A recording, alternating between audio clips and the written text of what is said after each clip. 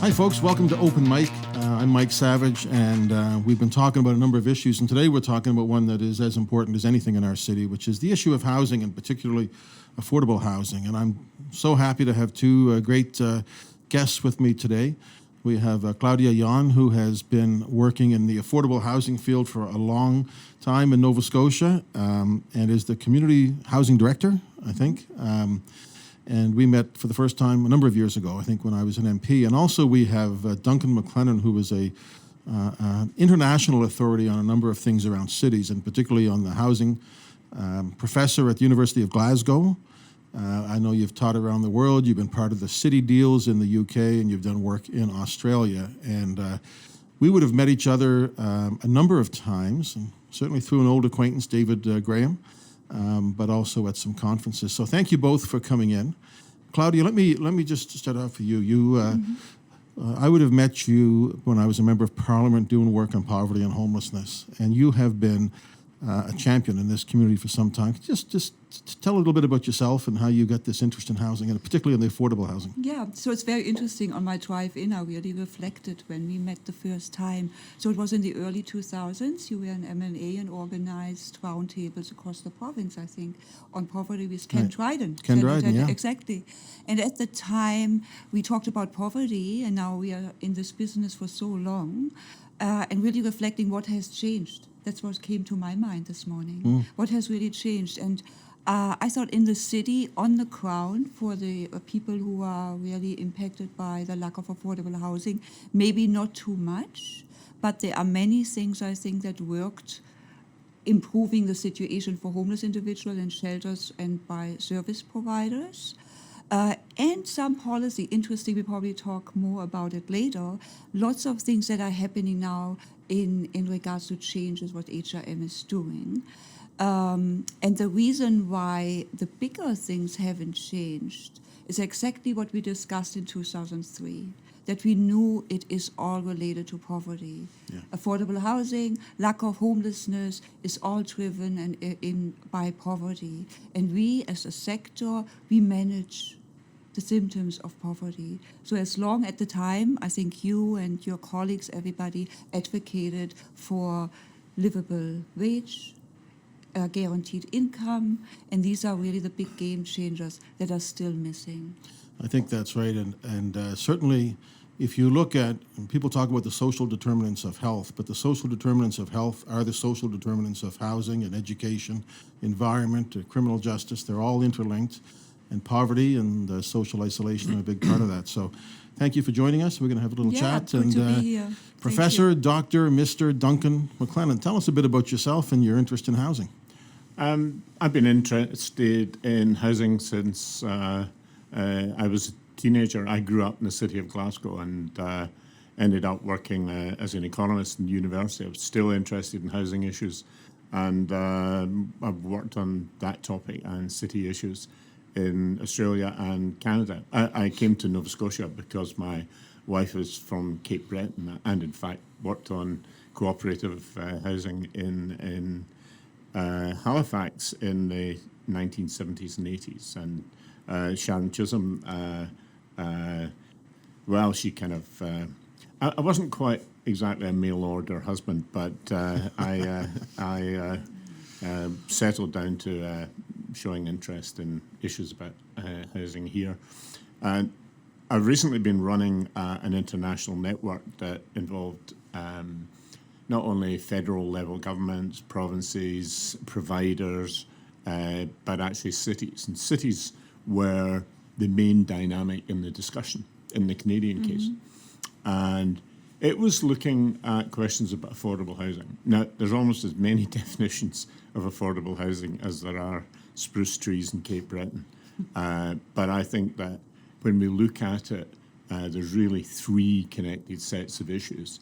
And they've all been down to the fact that housing costs, whether it's prices or rents, have risen faster than most people's incomes. That was true in the period you were talking about earlier, and it's continued to be true since 2010 up to the present, likely to be exacerbated in the next 3-4 years. The first difficulty is there's an increasing number of individuals who want to be homeowners who can't access home ownership. They have the expectations that their parents had at roughly the same age, and they're not able to fulfil them. So that's a difficulty, less pronounced in Halifax than in some other places. The second is just the vast proportion of people in rented housing that are now paying more than 30% of their income. That's a way up there. And that has reflected both growing numbers of people who have to rent or want to rent, but also reducing supply. There's a lot of supply being taken out of the rented sector, and that puts pressure on lower income households, squeezes them out of it, and we end up having a significant issue about homelessness. So homeowners, low income renters, or middle income renters even, and homeless, it's a connected set of issues that we have to deal with. And in Canada, I think there's big commitment to do something about it, but I think the commitment has generally been better than the delivery. So there's very good intentions, but I think that the outcomes in the cities are too slow. I'm not laying that at the door of mayors. There's a slightly more sophisticated explanation, but I think it's quite obvious relative to the other cities that I deal with in other locations where municipalities have better budgets or they're set in a framework that delivers money to them. It's a different story. Well, so someday I want to have a conversation, a podcast with you about the importance of cities and how cities make stuff happen. You've been at some of the big cities' mayors' conferences. We've had people like Mayor Tory, Iveson, Nenshi, people who are real champions for housing and how to get it to the door. I want to ask you, Claudia, talk about affordable housing crisis in Halifax. What you see, where we are right now. I like the explanation and the systemic picture Duncan paints, right? So as long as we have housing, housing is a commodity. So we are competing really with the private sector here to get any kind of housing for the affordable housing purpose. So it is getting really, the gap is getting just smaller and smaller they're getting really squeezed out of the private market. So I think when we talk about measures, what we can really do is, of course, an income. How can we put us up to the income? So increase in minimum wage, livable income, guaranteed income. These are, of course, the big ask. And then in regards to dedicated affordable housing, to keeping the rent lower, it is enabling the community housing sector. So we are seeing countries and cities across the globe that are doing better. They're having a dedicated housing corporations, so that you really take this out of the private sector and not as a commodity, but a long-term asset that can be always kept the affordability for the long term. Mm-hmm. You are involved in the Housing and Homelessness Partnership that we set up a number of years ago. You're the co-chair of it, I think, right now. So just chat about what we need to do. So one of the things I've always felt is we argue too much about jurisdiction. And I've always said that in housing, the feds have the money, the province have the jurisdiction, but the cities have the challenge. We all need to sort of put our back into it, and housing's not a municipal mandate, but you can't have a successful city if people aren't housed appropriately. So, and I think you know as well as anybody that this market in Halifax, and I'm not just talking about downtown Halifax, I'm talking across HRM, I'm talking about, rural poverty and lack of housing, lack of opportunities for seniors to stay in their communities, but specifically on housing. What is the scope of the challenge as you see it? So that was illustrated in our strategic plan. The Housing and Homelessness Partnership developed a 5-year strategic plan, and there were many issues that were raised: responsibility, provincial, municipal, and other partners. So some of them were already that I can say now with great delight, that were in the last couple of weeks were actually approved by council. So the secondary suites, control of Airbnb registration, a separate stream for affordable housing providers, for surplus land, and other measures. Yeah. So these are really system changers. We will see, we can measure now, of course, in the upcoming years, what kind of impact that will have on the supply of affordable housing. Yeah. So there were more, it's a very comprehensive plan. So I think if we keep really sticking to the strategy and trying to implement it will make a difference. So speaking of jurisdictions, there's long debate, as you said, like where should it belong? I mean, housing used to be with the city, the charter was changed, there was a transfer many years ago. So now it's, again, do we really want to change it to another department, another government, or how can we really improve it dramatically? So our recommendation from the Affordable Housing Association was to implement a dedicated housing corporation that would have the means to purchase buildings, existing buildings, upgrade these buildings, and to develop new housing. So you have a dedicated, ever-growing, non-profit, affordable housing stock. And in a way, you act and react like the private sector would do, but for this kind of things. So for this, it's much more doable, like actionable. We don't have, that can happen on the side. If someone wants to change the charter, that's a long-term goal. However, in the immediate, I think that would be a game changer. Okay, so we're going to have a podcast about the charter sometime too. Absolutely. But I think your point is well taken. We have some very good private sector organizations who do a lot of really. I think of Jeremy Jackson, the work that he's done with Killam. But at the end of the day, we need more housing stock, and we need more ability to get housing, get people into housing that they need. Everything starts with a roof over their head. On Airbnb, I had the numbers here. Just Airbnb in the last 2 years, the number of short-term rental listings in Halifax went from 959 to closer to 3,000 over a couple of years. And Airbnb is a great idea. It helps us in the city with the events we have, but we need to make sure that it's not crowding people out of the housing market, and that's why we took steps And the on latest study from the University in Montreal had demonstrated that probably 800 of these 3,000 were really this lower rent level. So we lost really for the affordable housing issue, we lost roughly 800 units. Yeah, that's a lot. That's huge. Yeah. And when a city is growing as Halifax is, by 10,000 people last year, a lot of people get crowded out. Duncan, just talk, if you would, from your experience, whether it's from other cities or thoughts that you've had in terms of Halifax, what you think we need to be doing to address this issue. I'm sorry to go back to the constitutional issue. I actually worked as the chief economist in Infrastructure Canada for 4 years.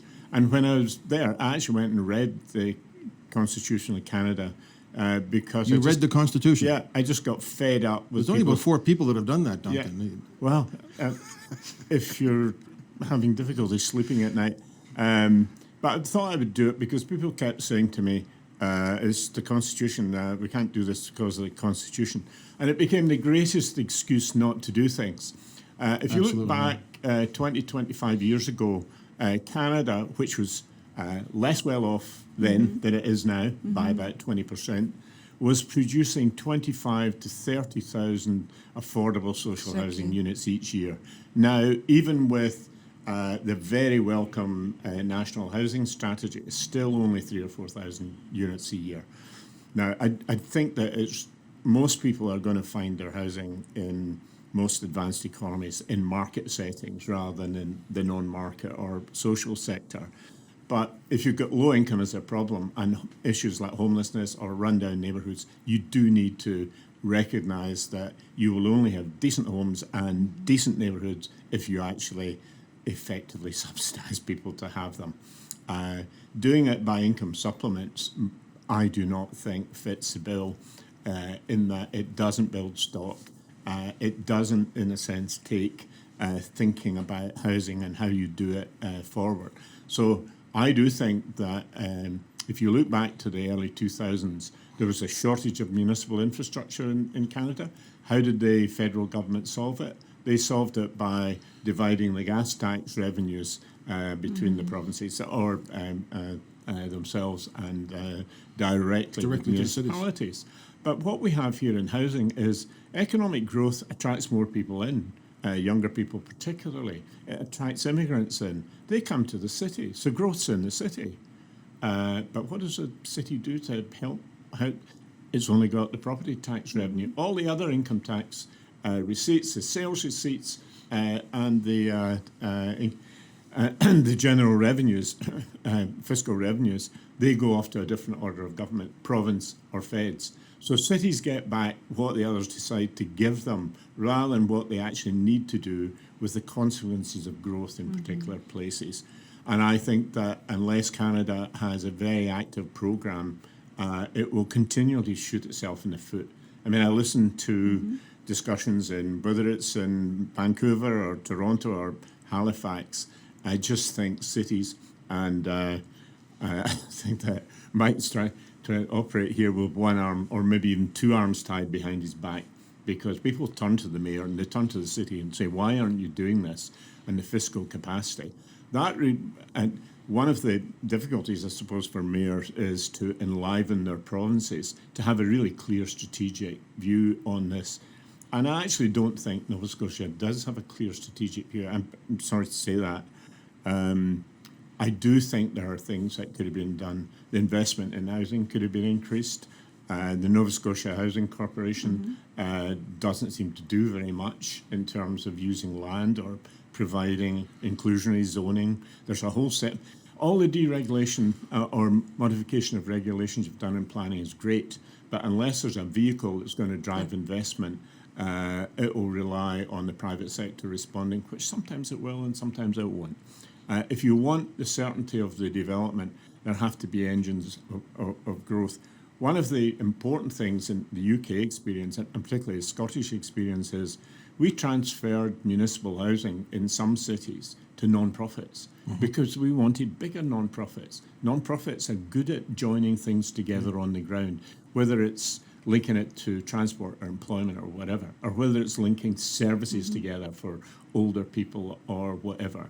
Now, I'm not suggesting that it has to displace municipal or provincial services, but you need dynamos. Any big city needs dynamos of investment. Right. And if we want we want housing for the homeless and the poorest people in Halifax to move forward, there has to be a much more active and slightly larger, one or two larger entities in the non-profit sector. Claudia, I think your sector has to reform as well. Sorry if this seems a bit harsh on everybody, but I think that the places that are moving forward have recognised that. So I go from constitution up there to capability within neighbourhoods. Absolutely. I think you talked about the municipalities and hands tied behind their back. People don't realize, I don't think, that only 8% of all the taxes raised in Canada go to municipal governments, but we have 60% of the infrastructure. Yeah. So it's a challenge.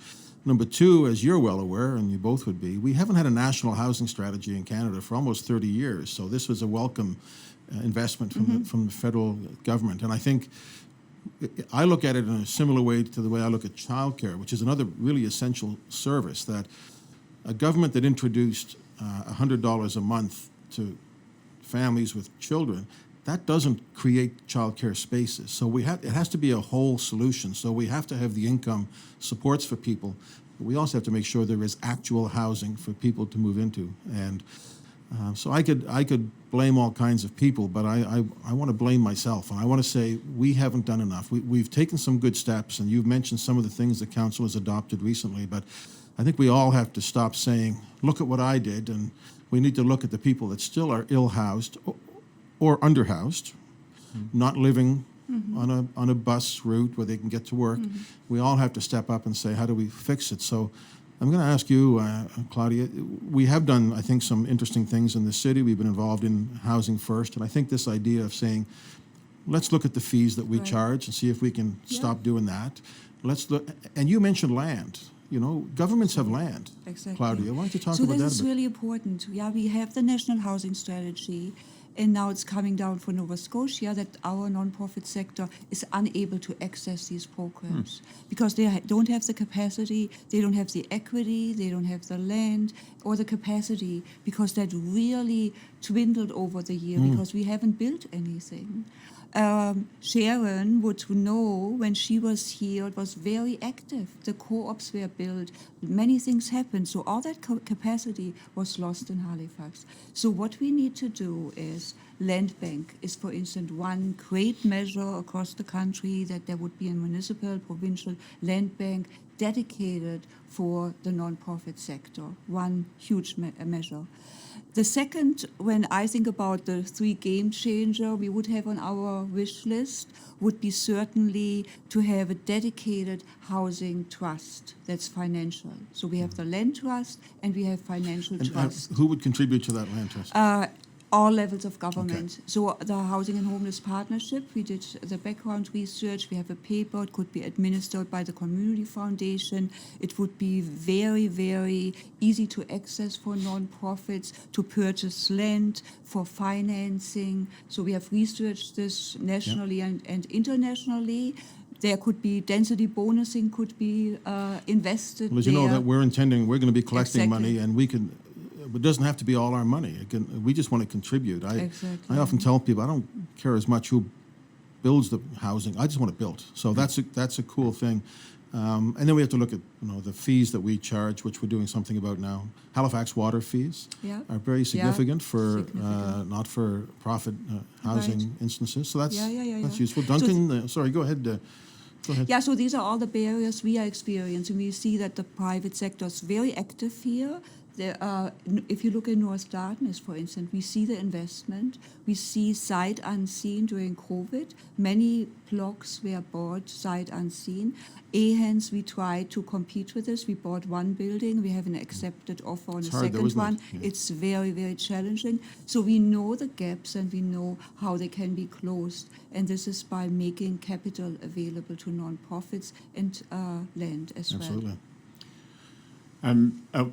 For about 10 years of my life, I sat on the national board of the equivalent of CMHC in Scotland. And we actually had an expenditure budget for a population of 5 million people of £500 million a year to promote non-profits. Wow. Some people might have said that was excessive. But what they did was not just in neighbourhoods that needed renewed, but also in towns roundabout, also in rural areas, began to uplift the understanding you could change housing. The entities that were created then can now do things without subsidy because they have momentum, they have capital, they can leverage it. The whole sector developed skills that have actually made things much better. They haven't solved everything, and no one ever does, but there's a real sense for people in communities that things will get better. Now, that's what worries me. Not so much in Halifax, but in some of the other Canadian cities, is there's not a lot of hope in some communities where there's been no investment, no housing, and where there are all kinds of issues around about the social difficulties. What I wanted to say is that apart from the point about if the problem's primarily in cities have to have a resource to deal with it. I suggested earlier, maybe the federal government should be thinking about city deals and the rapid housing programme, at least in the announcements of that, suggested a willingness to deal directly with cities. Now, I'm not making an anti-province statement. I'm just saying if provinces don't move, at least cities might now have a chance to actually move forward somewhat. But I think the important thing in the city context is that we don't just look at the question of subsidies and the disadvantaged and so on. I think there's a fantastic opportunity now for cities of high quality and moderately priced housing relative to national averages, and Halifax is one such place, to recognise that there is a faster rate of younger people between the ages of 25 and 40 leaving the biggest metropolitan centres because they can't achieve home ownership, they can't get the size of house, they can't develop the family lifestyle they want to do in these particular cities. They're looking at other places. And I think that Nova Scotia has to think really seriously about housing as an important element of talent attraction. Absolutely. Now, some economists will say, oh, no, we should concentrate just on innovation. Some seriously good economists would say that. They happen to be wrong because if you attract people who are talented, and there's younger, talented people who can't afford to buy houses. In other words, there's a housing problem for people with middle incomes.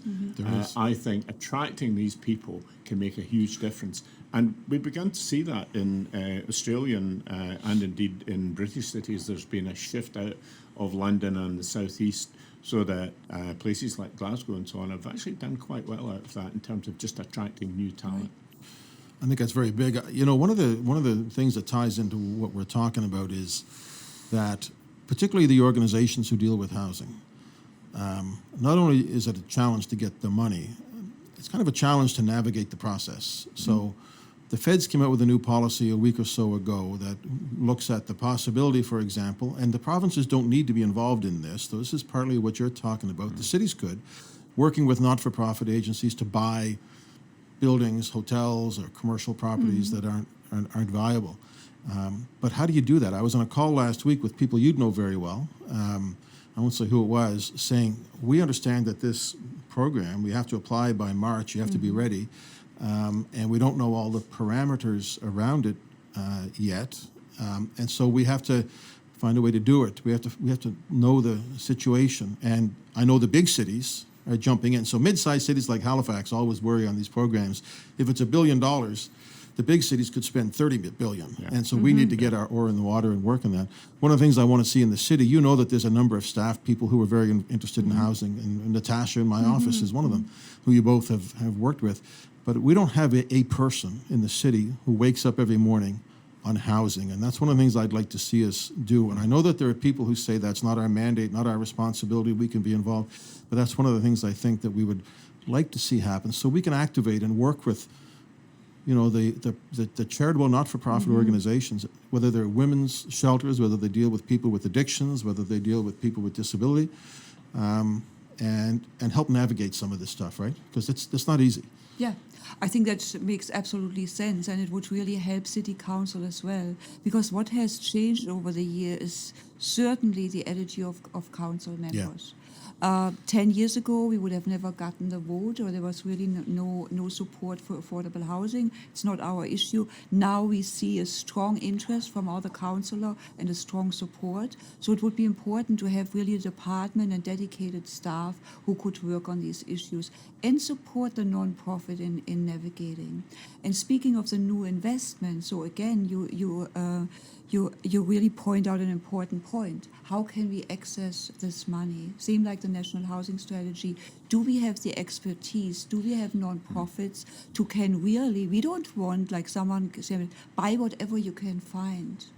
We don't want to buy low-quality housing stock and then bankrupt ourselves by not being able to maintain the housing stock for a long time. We want quality housing stock in perfect condition, always, right? So learning from the mistakes of the past. So how can we really build this capacity quickly here, engage the private sector? I know there are many there who would be really willing to support the non-profit sector and lend their expertise to this process. I think that's very true. You would know that when I first got elected mayor in 2012, we people have heard me say this before, we had a blue sky session of council, and we asked every councillor to talk about what do you want to see happen in the next 4 years, and a number of us mentioned housing. Way Mason mentioned, Jen Watts mentioned for sure. I did, and since then Lindell, and there's a number of councillors now who were past that argument that that's not our problem. It's everybody's problem, and we're part of everybody, so we have to do it.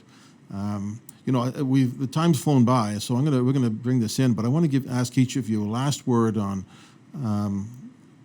how do we really move the ball on affordable housing in our community.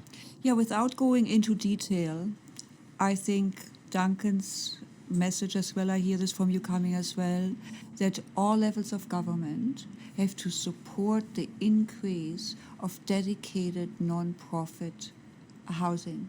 that we know and our population knows every year there will be another 500 units. And over time, we build a really robust nonprofit housing portfolio. The partners are there. People are interested. Absolutely. Let's get to work. I think we can do it. Duncan? Well, I think that Halifax, like Canada, cares a lot about the issues of bad housing and homelessness, but we don't do enough. And I think that Claudia was quite rightly talking about the capacity that gets stripped down, to respond to federal and other initiatives. I think something else changes in that housing policy has been so de-emphasised at national and indeed provincial levels that people see it as a kind of leftover thing that they do if there's a bit of cash, or somehow if the Premier or whatever can be convinced to fund a particular project. Wrong decision. Housing is one of the key integrative systems in our society and economy. And my message at my professional living, I do lecture as well, but my professional role is very much to make the economic case for housing. If people are homeless, there are significant fiscal costs of that and all the services and so on.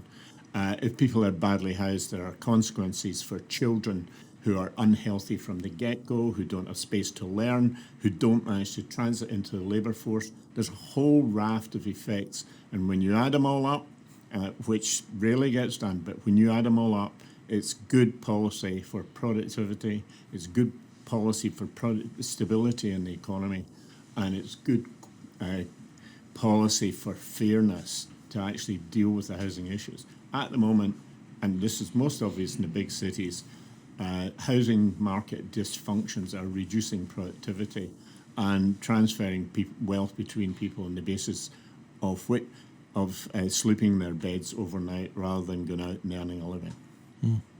Good housing is good city building, and that's the challenge. And the last thing I'll say is we know that there are populations, the African Nova Scotian population, our Indigenous population, people with disabilities, senior women. There's a lot of groups that we can identify, plus a lot of new Canadians. And here's 3 people here not born in Nova Scotia talking about housing. There's a lot of passion. And I want to thank you two for coming in. I want to thank you for really, it's not a lifetime of service yet, because I know you got a lot of years, but I want to thank you both for your passion for this and your great work. And a lot to do, and we'll get at it. So Claudia Jahn, thank you. And Duncan MacLennan, it's always a pleasure to see you both. Thank you. Thank you. That's Open Mic.